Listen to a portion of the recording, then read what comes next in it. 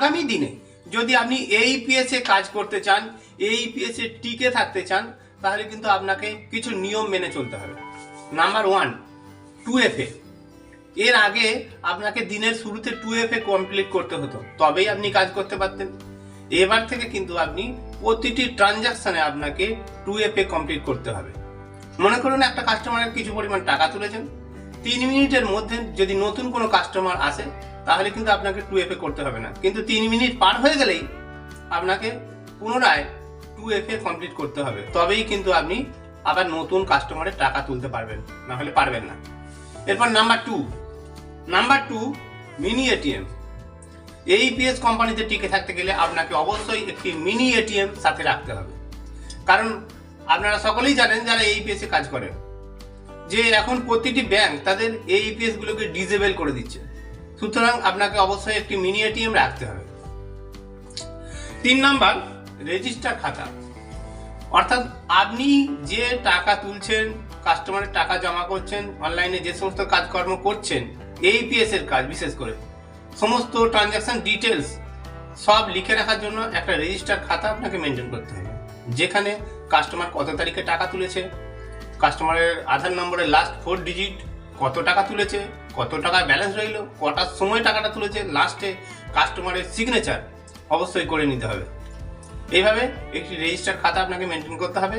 Register খাতা কিভাবে maintain করবেন বা কিভাবে বানাবেন সে সম্পর্কে আমার একটা ভিডিও ডেসক্রিপশনে দেওয়া আছে, দেখে আসবেন।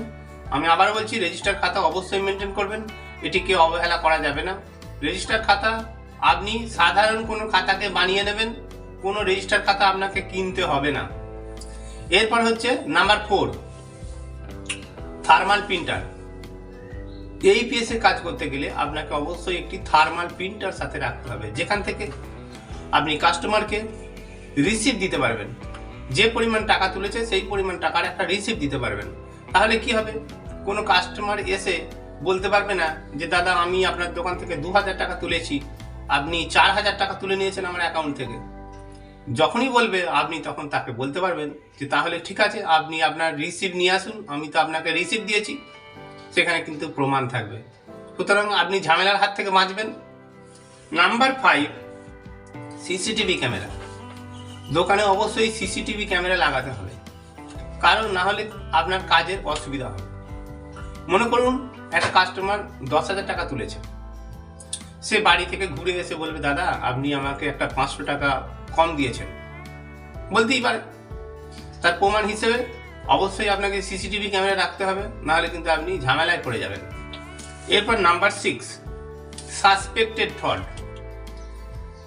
আমরা অনেক সময় দেখি কোনো কাস্টমার বারবার আঙুলের ছাপ দিচ্ছে, অথচ আঙুলের ছাপ মিলছে না।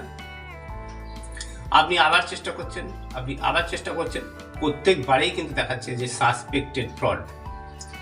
সেই ক্ষেত্রে কিন্তু আপনাকে এনপিসিআই আপনার প্যান কার্ড ব্লক করে দিতে পারে। আপনার প্যান কার্ড যদি ব্লক হয়ে যায় তাহলে আপনি কোনো কোম্পানিতে কাজ করতে পারবেন না। শুধু এইপিএস কেন, আপনার প্যান কার্ড যদি এনপিসিআই থেকে ব্লক হয়ে যায়, আপনি এইপিএস ছাড়াও আরও বিভিন্ন রকমের ফিনান্সিয়াল ট্রানজাকশন রয়েছে, PhonePe, Google pay, Amazon pay, সব জায়গা থেকেই আপনি ব্লক হয়ে যাবেন। সুতরাং শুধু এইপিএস বন্ধ হয়ে গেল এমনটা নয়, প্যান কার্ড ব্লক মানে প্যান কার্ড সম্পূর্ণ ব্লক, সেই দিকটা খেয়াল রাখবেন। আপনার কাস্টমার যদি 3 বার আঙুলের ছাপ না মেলে, আপনি সেই কাস্টমারকে বাড়ি পাঠিয়ে দেবেন এবং বলে দেবেন যে 24 ঘন্টা পরে আসতে। সে যদি অন্য দোকানে গিয়ে টাকা তুলে নেয়, তুলে নিক, কিন্তু আপনি করবেন না এই কাজটি। 3 বার চেষ্টা করবেন, 3 বার যদি সাসপেক্টেড ফ্রড দেখায় আপনি তার আর আঙুলের ছাপ নেবেন না। এরপর আসছে 7 নম্বর, ইললিগাল অ্যামাউন্ট উইথড্র। আমরা অনেকে টাকা তোলার সময় এক্সট্রা চার্জ নিই, কেউ 1000-এ 5 টাকা, কেউ 1000-এ 10 টাকা, যে যেমন পারে আমরা নিই। তো একজনের 1000 টাকা তুললেন, আপনি 1000-এ ধরুন 10 টাকা নেন। আপনি কাস্টমারকে বললেন যে 10 টাকা খুচরো দিন, কাস্টমার বললো যে ও থেকে কেটে নিন। আপনি এমনটা করবেন না, আপনি কাস্টমারকে বলবেন যে আপনি খুচরো 10 টাকা আনুন, অথবা আপনি ওই 10 টাকা পরে দেবেন। কখনোই আপনি 1010, 1020 বা 4040 এরকম করবেন না, রাউন্ড ফিগারে টাকা তোলার চেষ্টা করবেন। আর অনেক কাস্টমার আপনার দোকানে আসবে, দেখবেন হয়তো বললো যে কত টাকা আছে, আপনি বললেন যে 7530 টাকা, 7530 টাকা 50 পয়সা। সে কাস্টমার এসে বললো ওই 7530 টাকা 50 পয়সা যে রয়েছে, ওই 530 টাকা 50 পয়সাটা তুলে দাও, 7000 টাকাটা থাকবে।